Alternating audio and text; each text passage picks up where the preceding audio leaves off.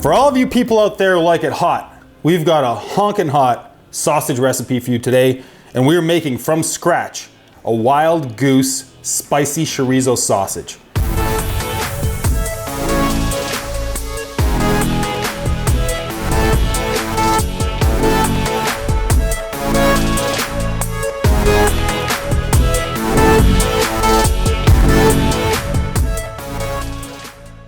So in this recipe, I need 5 pounds of meat total.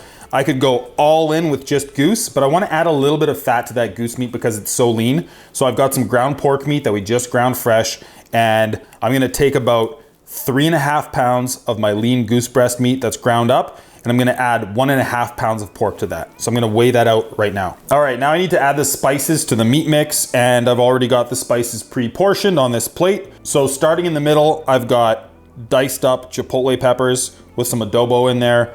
I've got smoked paprika, dried chili flakes, cinnamon, ground coriander, cumin, oregano, and garlic powder. So that's all just gonna go in. I'm also gonna add diced up onions, about 1.5 cups, with a full cup of beer and the salt as well, and then start mixing it up. So for all of the exact measurements for everything in this recipe, you'll be able to click on the blog post link below and everything will be there for you. All right, now for my 1.5 cups of diced onions, I've got a full cup of beer that's going in. You can really pick any beer that you want. White wine also works really good in this, but today we're doing beer.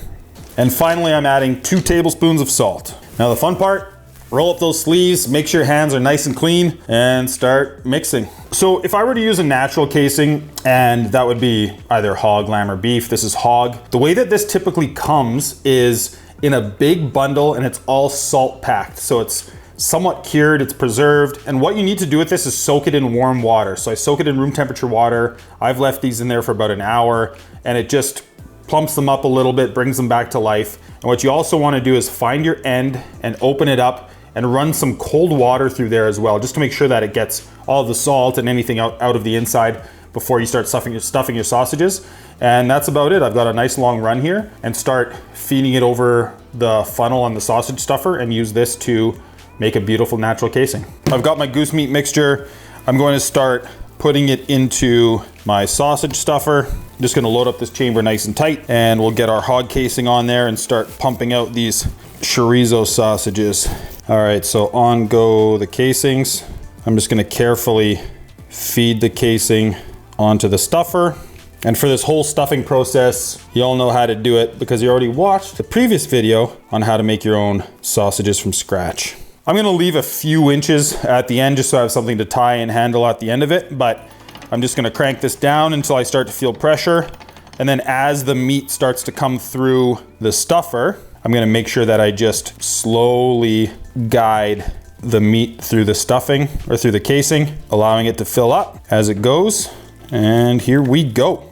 All right, and that is it. If there's any excess of your casing stuck on the tube still, when your meat is run out, just give yourself a few inches, make a cut, and you're done. Today, I'm gonna show you my favorite way to prepare a fresh wild game sausage in the oven. The beauty of cooking the sausages this way as well is that it's a really good simplistic way to do it, and you can take them out and put them on anything you want. I've got also another favorite potato recipe that I'm gonna show you guys that uses some of the same ingredients, and we're gonna throw those in the oven as well. They go in a little bit ahead of time to get an extra cook on them because they take a little longer to cook. I'll get into that right now, and then we'll throw the sausages in just 1 second. So I'm gonna start with those. So all I have is some smaller yellow potatoes. I've cut them into pretty uniform sizes, and I'm gonna toss them into my baking dish.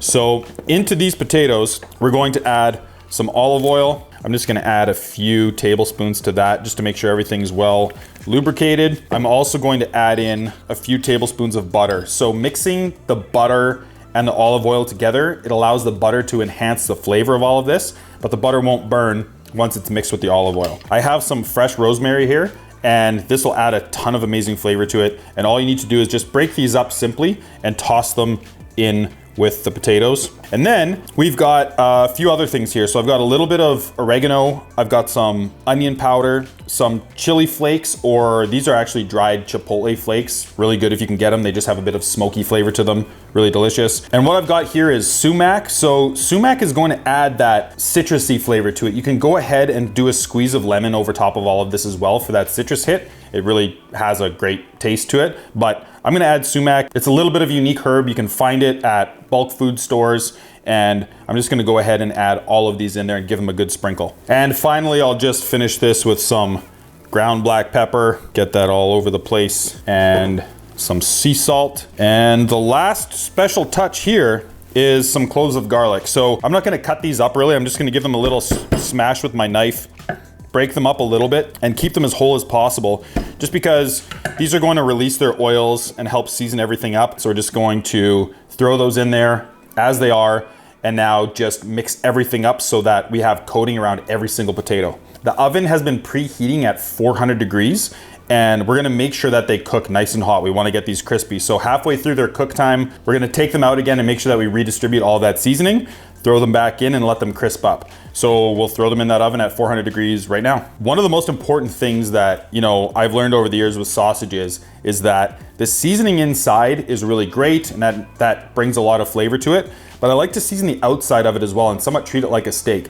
So I'm going to take salt and pepper and make sure that I season the sausage as well on the outside. So we'll get our oil in there. You can use olive oil, and again, you could use olive or canola oil for this. Now we don't have to be too careful with the time. We can be a little bit lazy with it. Just sprinkle them all around, get some in the bottom of the pan. Now, again, same idea with the garlic as we applied to the potatoes. I'm gonna just take whole pieces of garlic and throw them in the pan. All right, so lastly, we're going to hit the top of our sausages with some salt. We've got some cracked pepper.